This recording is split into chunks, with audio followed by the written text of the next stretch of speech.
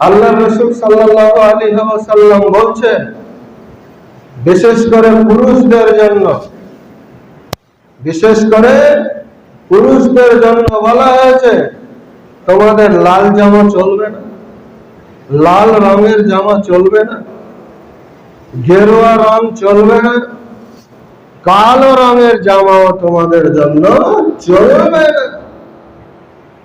তা আজকে আমাদের যুব সমাজের দিকে তাকান তো, আগে দোকানে যায়, তারপরে ম্যাচিং করে, কালোটা নিব না গেরুয়াটা নিব না লালটা নিব না আর রেশমি কালারটা নিব, কোনটা নিব, আগে যা ম্যাচিং করে। তো তার আদৌ ধ্যান ধারণা নেই পোশাক আশাক সম্পর্কে,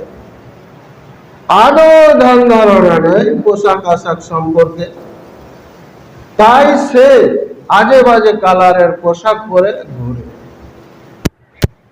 এটা মানুষকে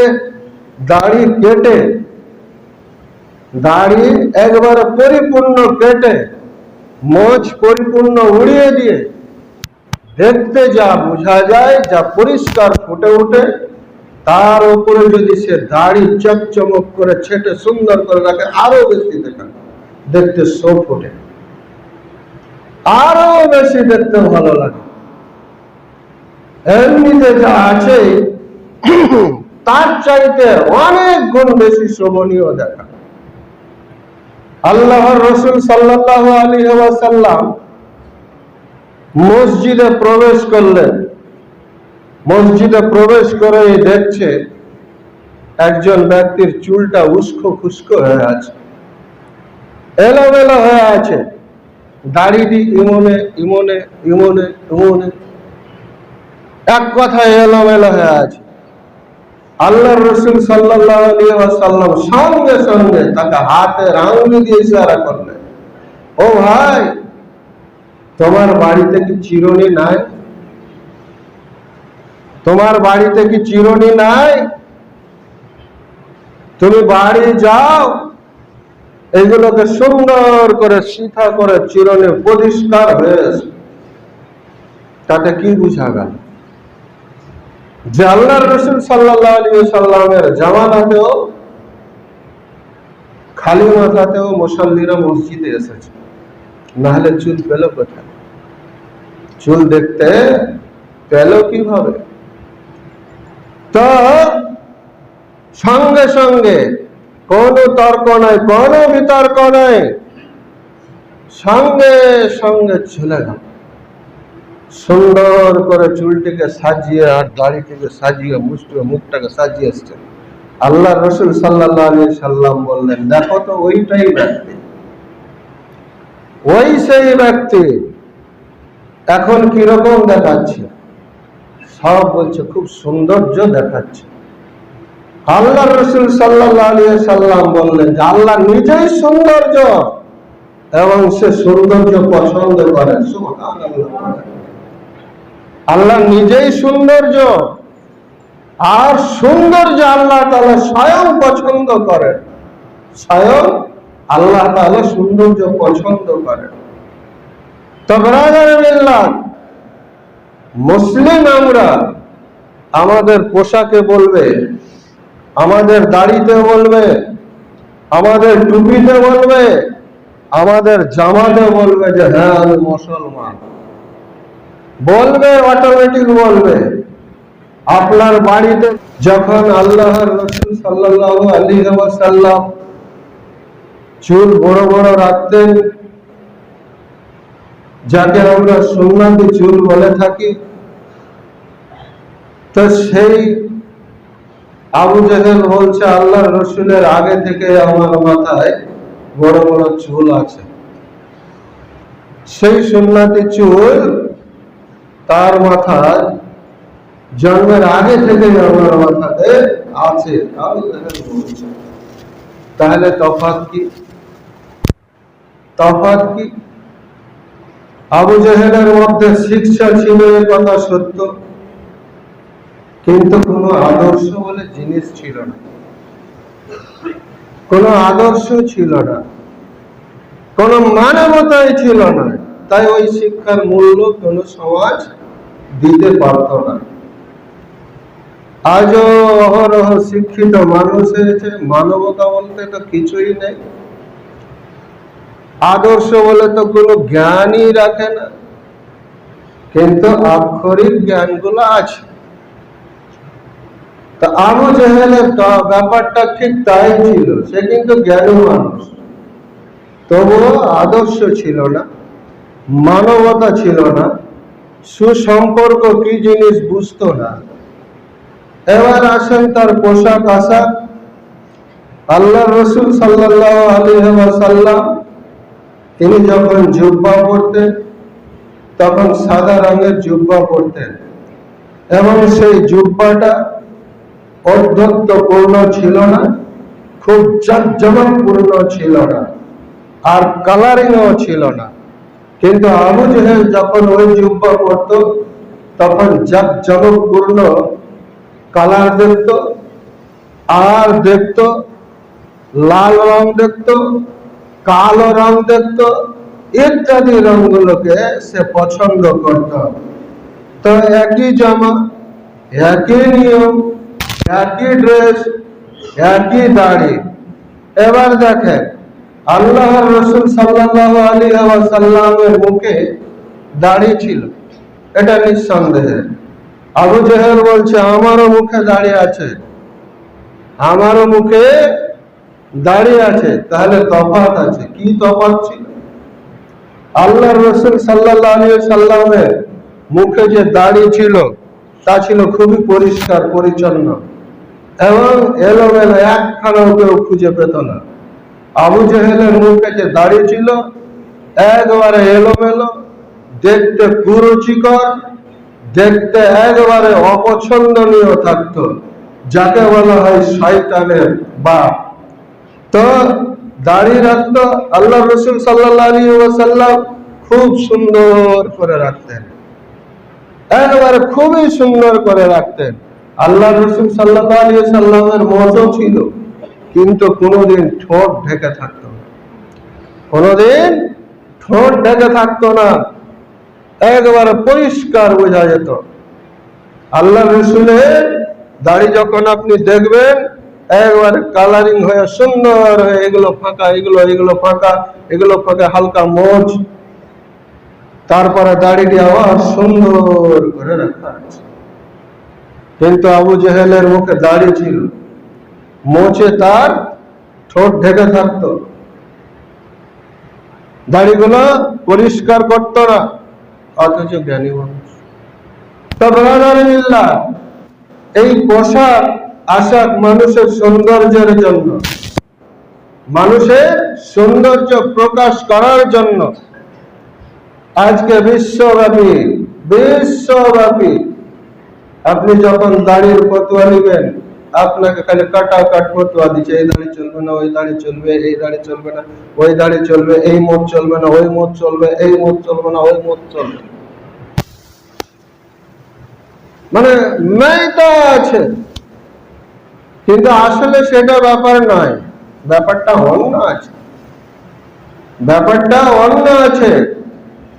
আজকে আমরা পোশাক যদি আপনি দেখবেন, আল্লাহ রসুল সাল্লাল্লাহু আলাইহি ওয়াসাল্লাম বলছেন বিশেষ করে পুরুষদের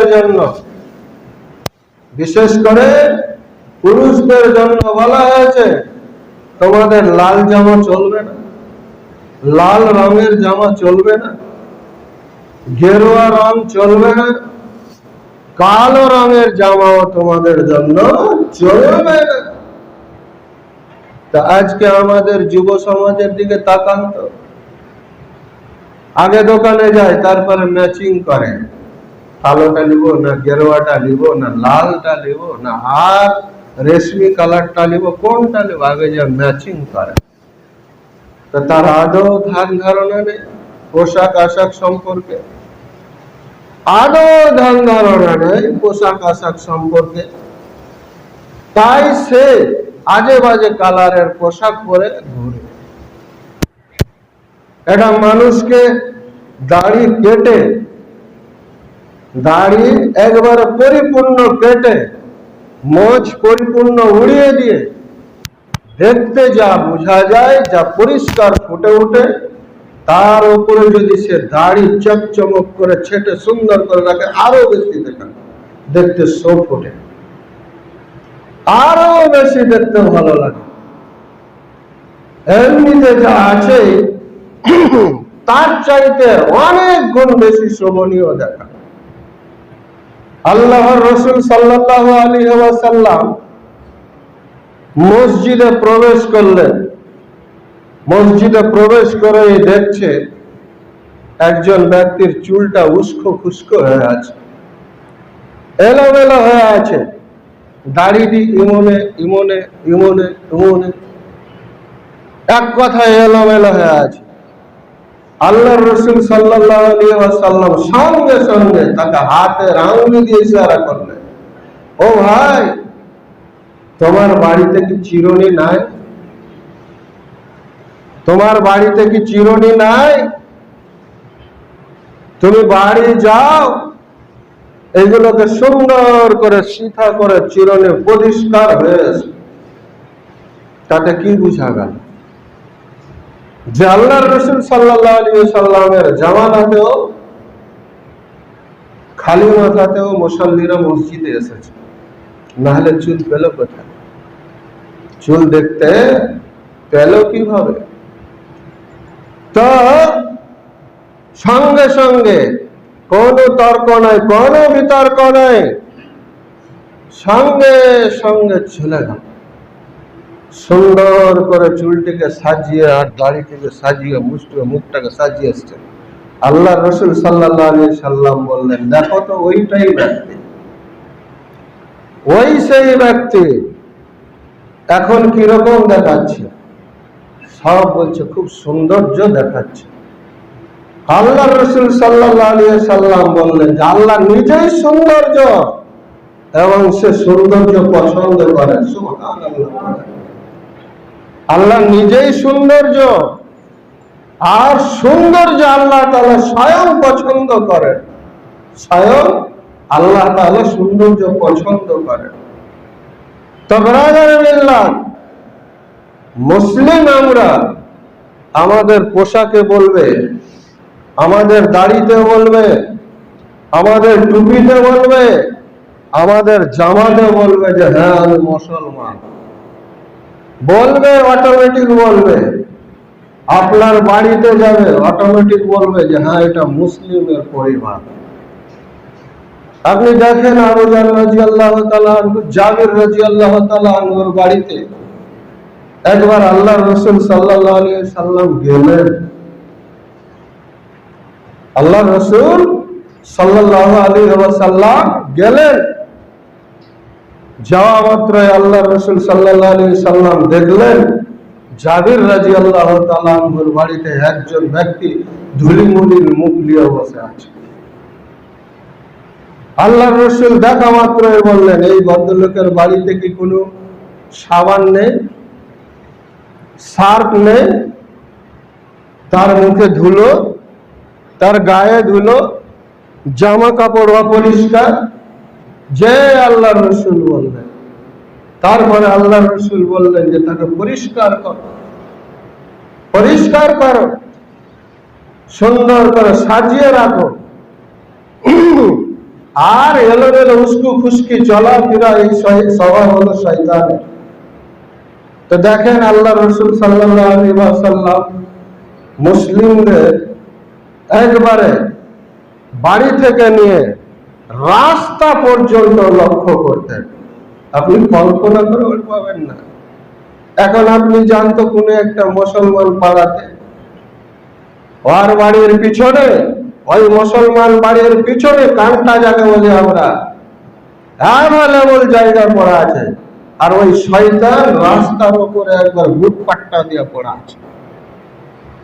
শয়তান রাস্তার উপরে বুক পাট্টা দিয়ে পড়া আছে। রাস্তাতে ওর গরু, রাস্তাতে ওর ছাগল, রাস্তাতে ওর ছেলে মেয়ে, রাস্তাতে ওর মুরগি, রাস্তাতে ওর দুনিয়া পড়ে আছে।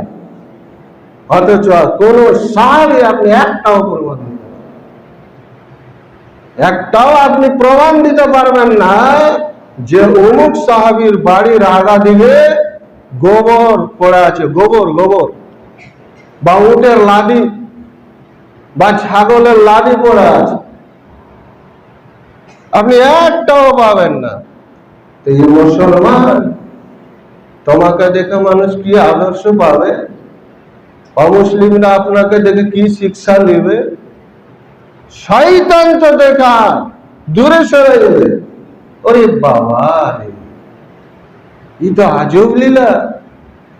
আমি একটা আইন অমান্য করে শয়তান টাইটেল নিয়েছি, তাহলে ই কতটা টাইটেল নিবে আল্লাহর কাছে? এ মুসলমান কতটা টাইটেল নিবে? তো মুসলিম সমাজ খুব ভাববার বিষয় আছে এবং খুব বুঝার বিষয় আছে। এবার আপনি দেখেন, আমাদের পাড়া গ্রামে চলে যান, দিনকে দিন পার হয়ে যাচ্ছে, জামাই পরিষ্কার করে না। আজব তামাশা, আজব তামাশা। এবার চলে আসেন, ছেলেদের পোশাক আপনি যেটাই তৈরি করেন, শার্ট করেন আর পাঞ্জাবি করেন আর প্যান্ট করেন আর কোট করেন, সেটা শালীন হতে হবে। শালীন কি আর অশালীন কি? শালীন পোশাক কি আর অশালীন পোশাক কি? অশালীন পোশাক হলো ওটাই, শার্ট করে যে এমনি করে হাতখান চাড়ছে, দেখেন জায়গা দেখা যাচ্ছে, এই জায়গাটা এইভাবে হাতটা চেড়েছে, তো এই জায়গাটা দেখা যাচ্ছে, এটা হচ্ছে অশালীন পোশাক। এই পোশাকের ইসলামে কোনো মূল্য নাই, কোনো মূল্য নাই। চারদিন গেলে আমাদের দেখা দিলে যাবে, ওটা কোনো পোশাক হলো নাকি? প্যান্টের অবস্থা দেখবেন, মসজিদ আছে, সিজদা দিতে যেত পিছা দেখা যাচ্ছে। পিছা যে জায়গাটা আকর্ষণীয়, মানুষের দেহের সব জায়গা আকর্ষণীয় নয়। যে জায়গাটা মানুষের চোখে আকর্ষণীয়, ওই জায়গাটাই দেখা যাচ্ছে। আর ওই শয়তান ওইরকম হয়েই ঘুরে বেড়াচ্ছে। ওর বাবার বাড়ি, ওর নানার বাড়ি, ওর নানির বাড়ি, আত্মীয়র বাড়ি, পিসির বাড়ি, পিসার বাড়ি, বোনের বাড়ি, জিজুর বাড়ি, দুনিয়া ঘুরে বেড়াচ্ছে। তো শয়তানের দ্বারা ইসলামের কিছু হবে? ওই পোশাক চলবে না। আপনি শার্ট করবেন, একবারে ঠিক এখান থেকে করবেন, আগে হাতটা চেরা দেখবেন, চাঁদতে গিয়ে যেন আমার কোমরের উপরে কোনোদিন না আসে। জামা এমন তৈরি হবে, আপনাকে জুব্বা পড়তে হবে তা নয়, আর জুব্বা পড়লে আপনি সুন্নাতি হয়ে গেলেন তাও নয়। ওই সব কোন সুন্নাত পুন্নাতের এখানে ব্যাপার নাই। আজব তামাশা ভেবে লাভ নাই। তা আল্লাহ রাসূল সাল্লাল্লাহু আলাইহি ওয়াসাল্লাম বলেছেন, একটাও লাল কাপড় চলবে না ছেলেদের জন্য, গেরুয়া রং চলবে না, আর কালো কালারও চলবে না। এগুলো থেকে সব আপনাদেরকে বিরত থাকতে হবে। এইসব পোশাক আশাক থেকে মুসলমানকে বিরত থাকতে হবে। শুধু মুসলমান নয়, তার ফ্যামিলির যে কোনো দিকটা আছে সবকে বিরত থাকতে হবে। আজকে পোশাক আশাক আমরা ভাই এমন ভাবে চলছি, আমরা তার নিজস্ব ধর্মের যে একটা সংস্কৃতি আছে, একটা নিয়ম আছে, একটা রীতি আছে, নীতি আছে, ওই দিক থেকে তো আমরা চলি না। আমরা চলি একবারে বিদেশি নিয়ম নীতি দেখে চলি। আর দেখার সোজা বুদ্ধি, মোবাইল খুললে ড্রেস চলে গেল, মোবাইল খুললে ছবি চলে গেল, মোবাইল খুললে আপনি সব পেয়ে গেলেন। আপনি ভাবতে একবারে আশ্চর্য হয়ে যাবেন। আর অর্ডার হয়ে গেল, একবারে ফটাফট অনলাইনে অর্ডার দিবেন, পোশাক চলে এলো। এগুলো ঠিক নয়। এবার ধরেন যে আমাদের মধ্যে বিশেষ করে যারা হাজী সাহেব আছে, আপনি দেখবেন ওই হাজী সাহেবরা যদি বিভিন্ন মসজিদে ঘুরতে পারে, তাদের সমাজে, সৌদির সমাজে এগুলো কোথাও পাওয়া যাবে না। এই ধরনের পোশাক আশাক পাওয়া যাবে না। আমরা যে ধরনের ব্যবহার করি এই ধরনের পাওয়া যাবে না। এবং আজে বাজে রং আপনি পাবেন না, আজে বাজে রং আপনি পাবেন না। তো ব্রাদার মিল্লাত, আমাদেরকে ঠিক সৌন্দর্য ভাবে পোশাক আশাক তৈরি করতে হবে। এবারে আসেন মহিলাদের ব্যাপার। তো যাই হোক, মহিলাটার পরে আলোচনা করব, যেহেতু সময় শেষে। তো ছেলেদের এবার দেখেন, এবার চলে আসেন ছেলেদের নিচের অংশটা, যাকে আমরা পায়জামা বলি, প্যান্ট বলি, বা আন্ডার প্যান্ট, বা এখনকার আর একটা কি নাম উঠেছে প্যান্টটার নামটা আমার স্মরণে আসছে না, ওইগুলো কিনে ঘুরে বেড়াচ্ছে। সে বুড়া বুড়া মানুষ যাদের বয়স 35 বছর 40 বছর ওই হাফ প্যান্টের মতো কিনে ঘুরে বেড়াচ্ছে। দেখতে এত অসহনীয় লাগছে, এত খারাপ লাগছে যে আপনি কল্পনাও করতে পারবেন না। ওই প্যান্টগুলোকে 12 মুন্ডা প্যান্ট বলছে। এই 12 মুন্ডা প্যান্ট মুসলমানদের ছেলেদের জন্য জায়েজ নাই, ওগুলো কাজের জন্য জায়েজ। আপনি হয়তো মাঠে ঘাটে কোথাও কাজে গেলেন বা আপনার প্রয়োজন আছে, ওইগুলো আলাদা কথা। আর আপনি ওইটা ফিরে বাজারে হাটে ঘাটে বাড়িতে ফিরে ঘুরছেন, আপনাকে একটা ভাববার বিষয় আছে। আপনার বাড়িতে আপনার মা আছে, আপনার বোন আছে, আপনার স্ত্রী আছে, আপনার পিসা আছে, আপনার ফুফি আছে, আর আপনি তাদের সামনে 12 ঘন্টা করে ঘুরে বেড়াচ্ছেন। লজ্জা শরম কিছু আছে? কিছু আছে? একবারে চোখ থেকে লজ্জা উঠা গেছে যে আমার এই জানটা যে দেখতে পাবে আমার মা, তো কি মনে করবে? এই গানটুকু নাই। আমি ওই প্রেসারটা যে পড়ে ঘুরছি সমাজে, ওই সমাজের মানুষ কি বলবে? তাহলে আল্লাহ রসুল সাল্লাল্লাহু আলাইহি ওয়াসাল্লাম বলেছেন, তোমাদের যে পায়ের নিচের যে টাকনু, সেই টাকনুর উপর থেকে বানাতে হবে। উপর থেকে বলতে আপনি একবারে ঠেউনা চলে আসবেন নাকি? ওখান থেকে আপনি মিনিমাম 3 আঙ্গুল 2 আঙ্গুল উঁচু করে বানালেই যথেষ্ট।